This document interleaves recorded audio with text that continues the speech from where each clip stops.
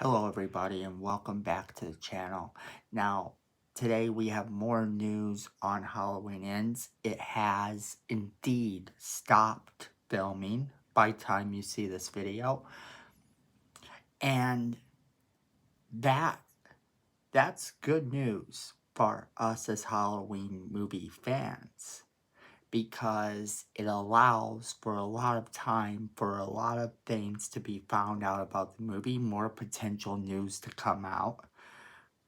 And we're going to be talking about a few things that we didn't talk about before. So let's jump right into it. Alright, so first off, a few weeks ago while they were filming, there was apparently a casting call during the same time that they were talking about the trick-or-treaters and allowing people to come and audition to be trick-or-treaters. There was a casting call for an angry young child, and they specifically asked for no smiles. The more I thought about that, the more I thought this sounds a little bit more like a flashback of a young Michael Myers and not like a throwaway character or an extra that they just want to make sure there's an angry kid. So I thought I'd let you guys know that one and kind of throw out a few theories that I have about that. So, why would we need a flashback of a young Michael Myers? Well, this could be the cold opening of the movie, if you will. You know, a lot of slasher movies have that opening where we see something that happened before in the past, or an opening kill a la Scream. Well, this could be our opening scene. A scene of a Halloween night so many years ago and a young Michael Myers actually trick-or-treating. And I'm not saying it's going to be anything like the Rob Zombie version, but a young Michael Myers flashback to open up the movie might not be too far-fetched.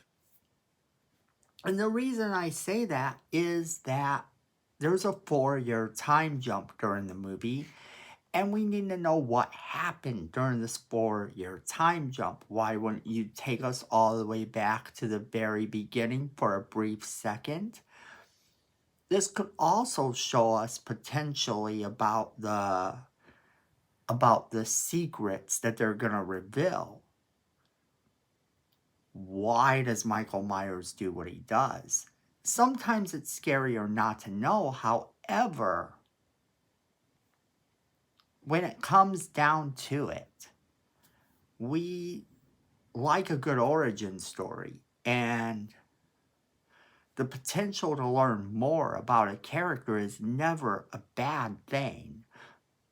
I always tell people to remember that at the end of the day, what happens is the more information you get, the more there is to take in and flesh out the characters. And that's so not a bad thing. Even though Michael Myers is a great mystery and I wouldn't want them to take and elaborate on him too much, having a flashback of him as a child would be actually pretty cool. I think it would be something fun for them to do. And I think that it would be something that would allow us to get a glimpse, just a glimpse, into a young Michael Myers. Now there are a lot of different reasons as to why they could give us a flashback that early. Like I said, it could reveal elements within the movie that they want to expose us to. If you believe the theory, then Cave Dweller also hints that it has to do with the radio tower, and that more specifically, the radio tower has to do with the Thorn Cult. However, if it has to do with the Thorn Cult, why is that true? Well, if you remember the opening of that movie, where we saw Laurie Strode's daughter trying to escape. It looked very much like she was escaping from a cave, yes? An underground cave.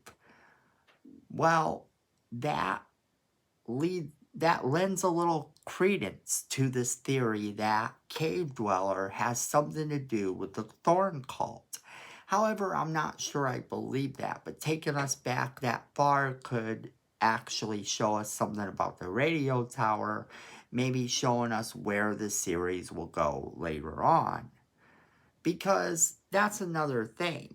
The series takes place 4 years later, and people are saying Michael Myers may have a different mask. He may get a new mask.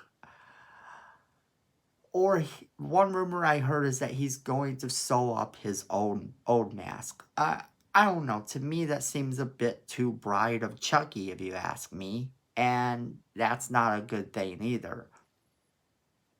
Not for a Michael Myers movie, it's not a good thing. To have Michael Myers sew up his mask would hint that Michael Myers can sew, and we have no reason to actually believe he can, number one. And number two, what would be the point? If his mask is burnt a little bit, or a lot in this case, and he's still wearing it, fine. If he ends up getting a new mask, I honestly think he's going to get a mask that's going to look exactly like his old one. And I know people theorize that the mask is going to be different or it's going to be so epic and cool, but actually that's the thing. Michael Myers is known for one style of mask, and you wouldn't want to see him walking around in a mask that doesn't fit the character. You never see him walking around in a Shrek mask, for example. You know, it wouldn't fly. So why would we put this on him to say that he's going to get a new mask? Of course, the mask is going to look different because from movie to movie, it gets more worn, more torn, and 4 years has passed. But I don't think we're going to get an entirely new look for a mask. And if he has to get a new mask, I think it's going to be the old mask all over again.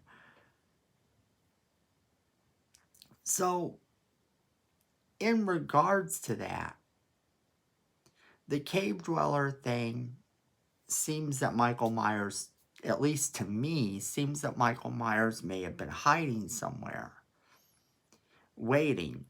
Perhaps Halloween was canceled over the last 4 years. However, I want to let you in on something. As movie fans, we know that we try to escape reality. I don't think that they're going to show a lot of the pandemic. I think they're going to end up telling us, hey, the last 4 years haven't been great. We might see people wearing face masks. There might be something like that, some little nod to the past 4 years. But I don't think it's going to be too relevant in the movie. I think it's going to be more about isolation, and that's why the title is Cave Dwellers. So that is a few things that I've heard recently, a few more little rumors we didn't get a chance to talk about, and some thoughts that I have on the upcoming film and what I think they mean. Now, if you like this, go ahead and hit like. YouTube likes when you like the videos, and we like it too. And also make sure you are leaving us a comment so we can have a talk, one movie fan to another. Because YouTube likes it when you comment, and we really like to hear from you. Also, make sure that you're hitting that subscribe button so that you get all of our great content. And Miko thinks we need more subscribers, and I tend to agree with him. Also, hit that notification bell so you don't miss a single video. We talk about all things fandom, and we talk about them in a positive way. And make sure you are sharing this video with all of your friends so they get the same great content you do. And remember, friends, be safe out there.